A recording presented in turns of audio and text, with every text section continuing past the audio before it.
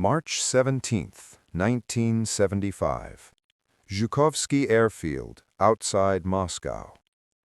The snow along the runway has been plowed into gray, frozen walls. Inside a low, concrete research building, the air smells of hot dust and soldered metal. Oscilloscopes glow green in the half-light. A chalkboard is filled with equations, radar cross-sections, wave reflections, angles of incidence. At precisely 0940 hours, Colonel Yuri Nikolaevich Ivanov, Soviet Air Defense Forces, removes his gloves and sets them on the table. Around him sit engineers from the Central Aero-Hydrodynamic Institute, TSAGI, and radar specialists from NII 108, the same men who helped build the systems guarding Soviet skies from American B-52s and SR-71s. They are here to discuss a rumor. The rumor says the Americans are trying to build an aircraft that radar cannot see. Ivanov clears his throat. "Comrades," he says, "we are wasting time." A ripple of agreement moves through the room. One engineer chuckles, quietly, but not apologetically. At the front stands Dr. Sergei Petrov, a leading radar theorist, chalk still in his hand. He taps the board where a simplified aircraft silhouette is drawn. "Radar is physics," Petrov says. "Metal reflects electromagnetic energy. Engines, wings, fuselage, these things cannot disappear. You can reduce detection, you cannot eliminate it." Someone at the back adds, "Unless the Americans have discovered new laws of nature." Laughter follows, controlled, confident. For decades, Soviet radar doctrine has been built on certainty.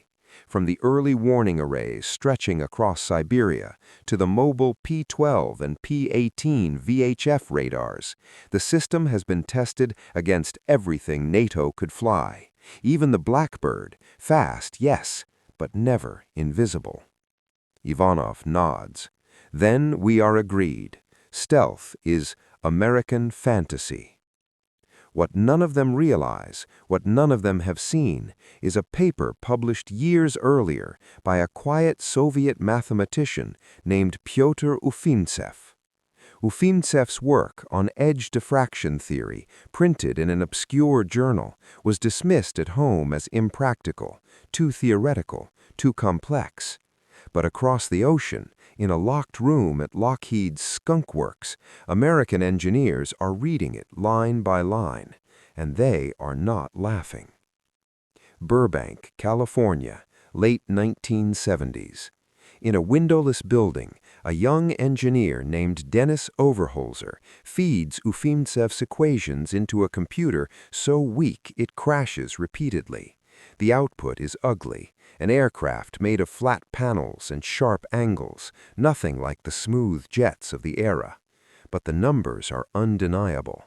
Radar energy doesn't bounce back toward the transmitter. It scatters, away, sideways, into nothing. Overholzer turns to his boss, Ben Rich, and says quietly, "I think this thing would almost vanish." Back in Moscow, no one hears this conversation. March 25, 1975, Zhukovsky Airfield. The meeting breaks. Engineers pull on coats. Tea glasses clink. Outside, MiG-25s sit under canvas covers, guardians of the sky. Ivanov pauses at the door and looks back once more at the chalkboard. Invisible aircraft. He shakes his head. The Soviet Union has faced nuclear weapons, hypersonic threats, and American spies. It has never faced an airplane that does not exist, at least not to radar. And so the assumption hardens into doctrine. Stealth is impossible. That assumption will shape everything that follows. Nevada Desert, January 18, 1981. At a place that does not officially exist, an aircraft rolls down a black runway under floodlights that illuminate nothing beyond the concrete. Its shape looks wrong, like a diamond shattered and reassembled by someone who hates curves. The pilot, Major Alton Whitley, checks his instruments. No markings, no insignia. The aircraft's designation is whispered, never written. F-117A. As the wheels leave the ground, radar operators across the desert see nothing unusual. No blip, no track, just empty air. The impossible has flown. Moscow, early 1980s. Fragments of intelligence begin to arrive, rumors from NATO exercises, whispers from satellite analysts, aircraft sightings that don't correlate with radar data, bombs that fall with no detected attacker. Each report is reviewed, stamped, and quietly set aside. Petrov reads one such file late at night. He frowns, adjusts his glasses, and writes a margin note, radar malfunction likely. He has no reason to believe otherwise. After all, radar is physics. March 27, 1999, 20:42 hours, near Budanovic, Serbia. Colonel Zoltan Dani, commanding a Yugoslav air defense battery, watches his old Soviet-built P-18 VHF radar sweep the sky. The system is obsolete by NATO standards, long wavelength, low resolution. But Dani has studied patterns. He has learned patience. For 17 seconds, he switches the radar on, and something appears.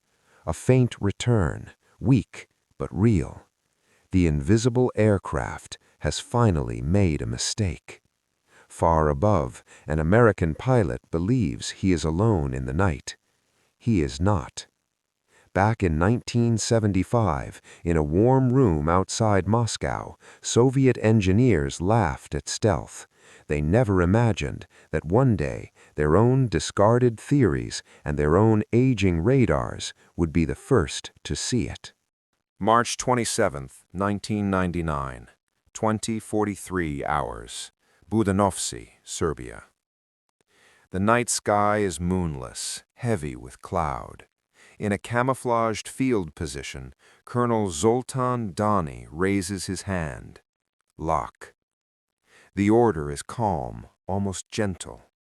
Inside the radar van, operators tense. The P-18 spoon rest radar, a relic of the 1960s, hums softly. Its long wavelength VHF signal is crude, imprecise, but it does something modern NATO radars do not. It sees shapes, not details. Edges, mass, disturbances in the air. For years, Dani has trained his men to work blind. Radar on for seconds only. Missiles ready before the target appears. Fire, then move. Always move. A technician swallows.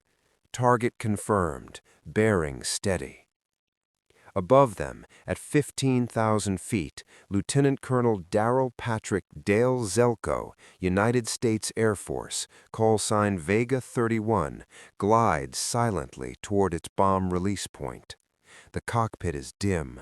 No radar warning tones, no threat indications. Stealth has worked every time before. Dani lowers his hand. Fire. 2 SA-3 Goa missiles erupt from the launcher, engines screaming as they claw upward through the dark. Zelko sees the flash too late. Bright, violent, wrong. Miss a launch, he shouts, hauling the aircraft into a desperate evasive maneuver. The first missile misses. The second does not. The explosion tears through the left wing. The cockpit fills with alarms and fire. The aircraft that was never supposed to be seen is now dying, tumbling, burning across Serbian sky. Zelko ejects. His parachute snaps open. Below, villagers watch a star fall out of the heavens. For the first time in history, stealth has been shot down. Moscow, days later. The news arrives quietly through military channels first. An American stealth aircraft destroyed, wreckage recovered. In a conference room not unlike the one at Zhukovsky decades earlier, older men read the reports in silence. Some recognize names, systems they helped design, frequencies they once dismissed. A retired engineer, gray-haired now, whispers, "It reflected." No one laughs. Flashback, Moscow, 1976. A young analyst submits a memo citing Ufemtsev's diffraction theory. He argues that low-frequency radar may still detect reduced cross-section aircraft by interacting with their edges differently. The memo is stamped Nizhny Prioritet, low priority. Resources go elsewhere. Faster interceptors, better missiles, stronger radars, not different ones. Doctrine hardens. Stealth remains impossible. Nevada Test and Training Range, early 1980s. Inside a briefing room, American pilots study grainy satellite images of Soviet radar sites. Instructors point to gaps, blind cones, frequency limitations. A voice says, "They think this can't be done." The pilots grin. The F-117 is not fast, it is not agile, it cannot dogfight. It survives on one thing alone: invisibility. Every mission depends on an assumption made thousands of miles away. January 17, 1991, Baghdad, Iraq. As the Gulf War begins, F-117s punch straight through the most heavily defended airspace on Earth. Iraqi radar operators stare at empty screens, while command bunkers explode with surgical precision. CNN broadcasts footage of bombs slipping down ventilation shafts. Western commentators declare a new age of warfare. In Moscow, officers watch the same footage with clenched jaws. They see not magic, but failure. Their failure. 1999, Serbia, after the shutdown. Villagers pick through wreckage under cover of darkness. Jagged black panels lie in muddy fields. The skin is thin, angular, fragile-looking. Nothing like the invincible machine imagined in NATO press releases.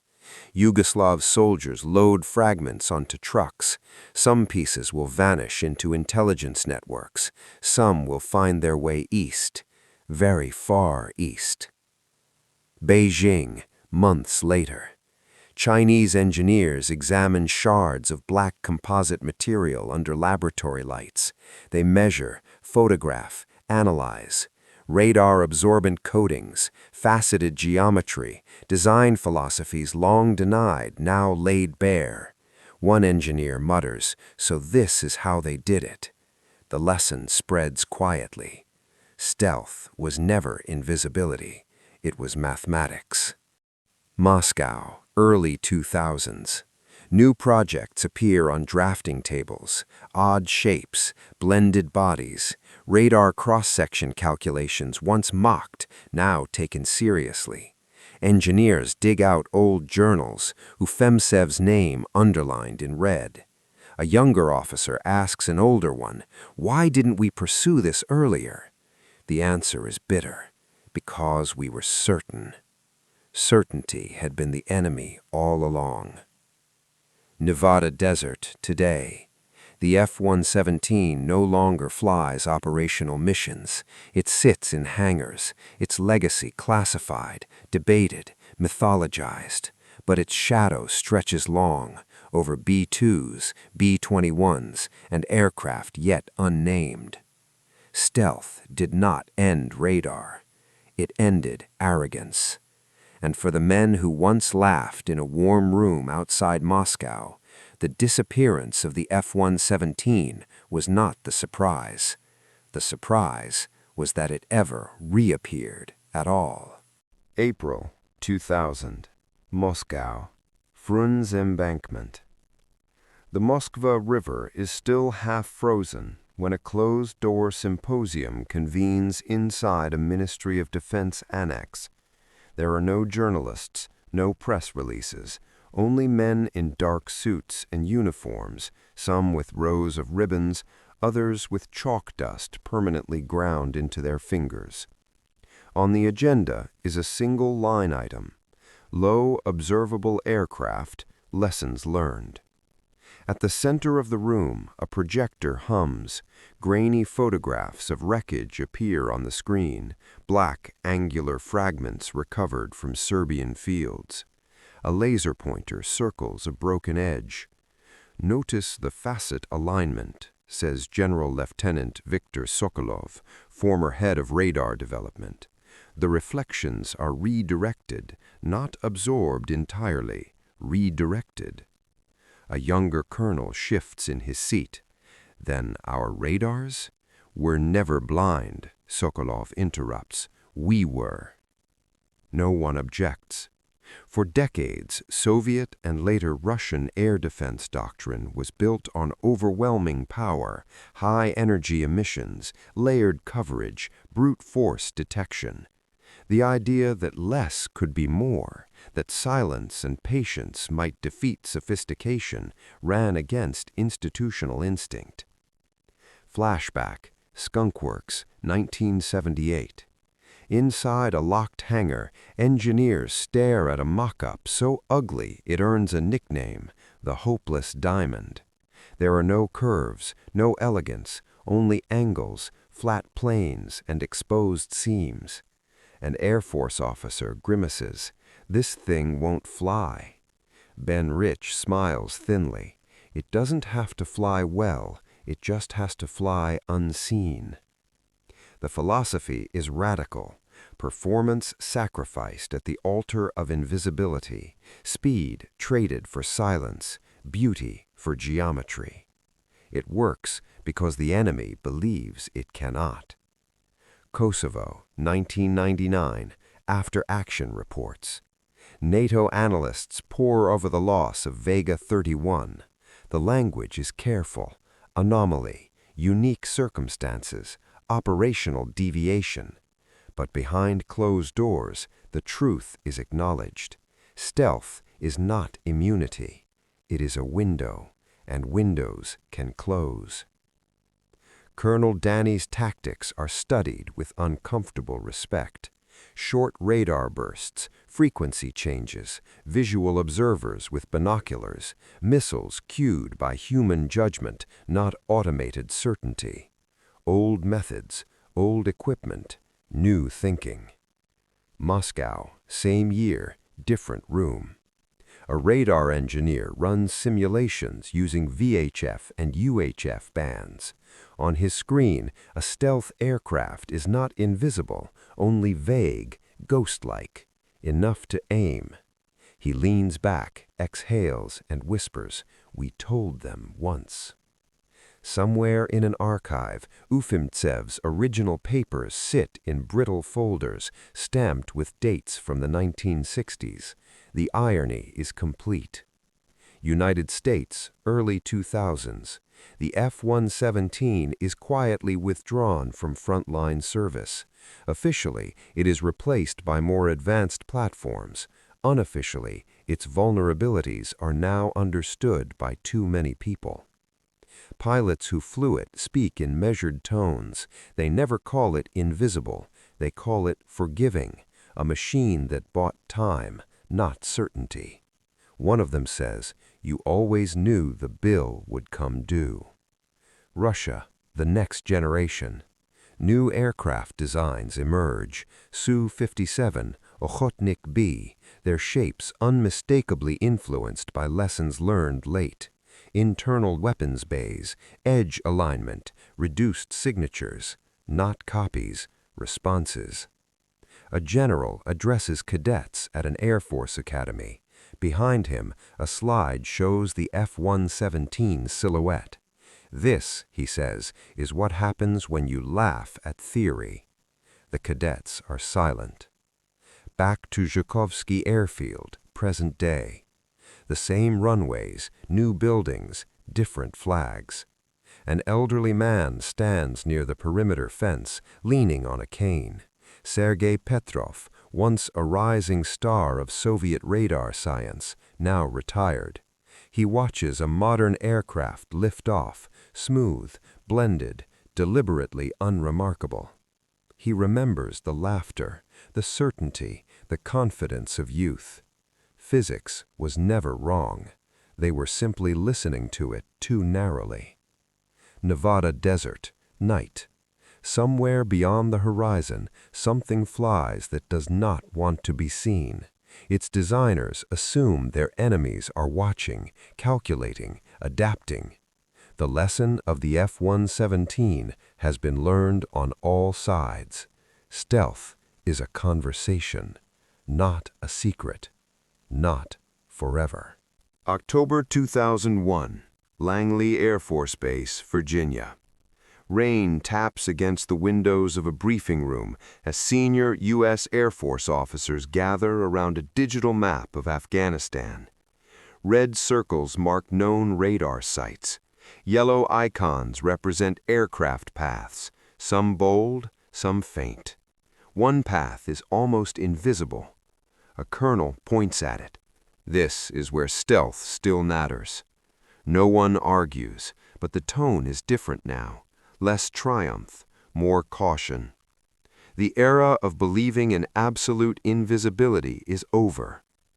Moscow, parallel developments.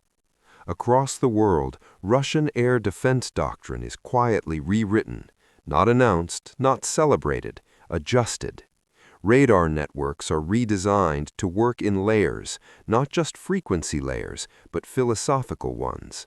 Long-wave systems to detect presence, short-wave systems to refine tracks, passive sensors to listen instead of speak. A young officer briefs his superior. We don't need to see it clearly, we only need to know where to look. The superior nods. This is the lesson stealth forced upon them. Flashback, Yugoslavia, 1999, Danny's battery. After the shootdown, Colonel Danny relocates his unit within minutes. The radar van is powered down, antennas folded, missiles reloaded under trees. NATO aircraft scream overhead, blind and furious. Danny lights a cigarette. They will learn, he says quietly. Everyone learns. He is right. Pentagon, classified review. Analysts map the shootdown frame by frame. They note the open bomb bay doors, one of the few moments when the F-117's radar signature spikes. They note predictable flight paths, repeated mission routes, patterns. Stealth had encouraged routine. Routine had invited risk. One slide ends with a single sentence. Assumptions kill. Aerospace industry worldwide. Design philosophies shift.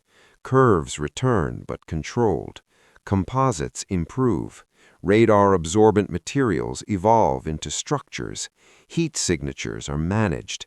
Electronic warfare is fused directly into airframes. Stealth is no longer a trick. It is an ecosystem, and everyone is building one. China, mid-2000s. Engineers debate American and Russian approaches. They compare recovered fragments, published patents, satellite images. They do not laugh. They do not dismiss. They assume nothing. A senior designer says, if it exists, it can be countered. If it can be countered, it must evolve. The room hums with agreement. Back to the F-117, its final years. The Nighthawk flies its last official mission in 2008. No ceremony, no flypast, just a quiet return to hangars in the desert. Pilots walk away knowing they flew something that changed war, not by firepower, but by absence. An aircraft remembered not for what it did, but for what it denied the enemy. Information. Zhukovsky Airfield, evening.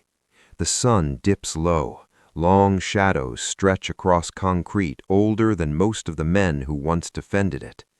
Petrov turns away from the fence. He understands now what stealth really was, not invisibility, but humility imposed by mathematics. The Americans listened to a Soviet scientist the Soviets ignored. History does not forgive that easily. Somewhere above the clouds, modern aircraft fly with emissions controlled, signatures blurred, data shared silently across networks. Pilots trust not just their machines, but the assumption that someone, somewhere, is always trying to see them. That assumption keeps them alive, because the real danger was never radar, it was certainty. March 2011. Tonopah Test Range, Nevada. A pair of hangar doors slide open just enough to let desert light spill across matte black surfaces. The aircraft inside are officially retired, unofficially remembered. Technicians move carefully, as if sound itself might wake something sleeping.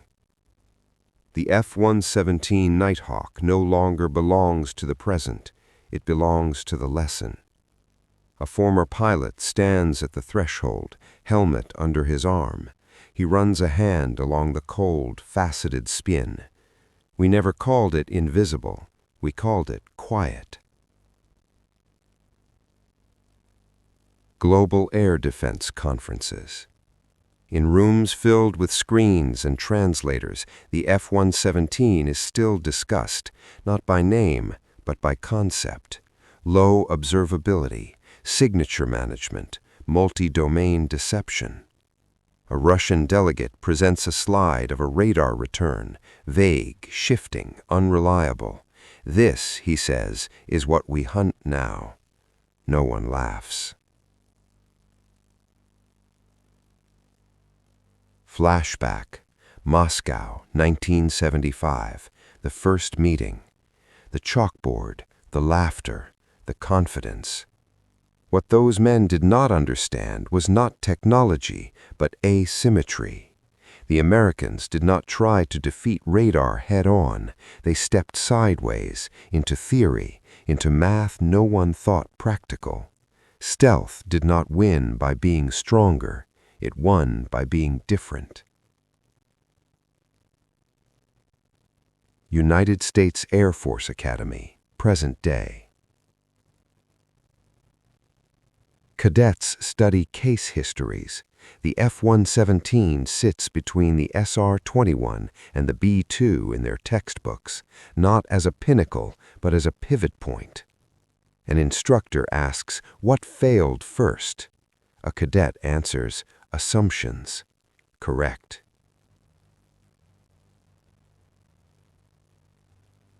Russia. New doctrine, old memory.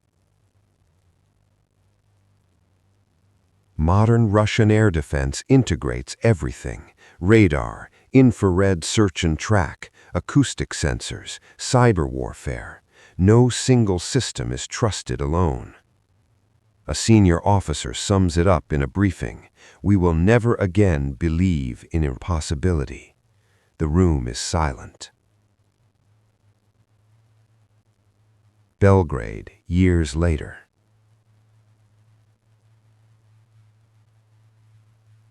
A museum displays fragments of Vega 31 behind glass. Visitors stare at the jagged edges, trying to reconcile them with the myth. A placard reads simply, "The invisible aircraft that was seen." Children press their faces to the glass.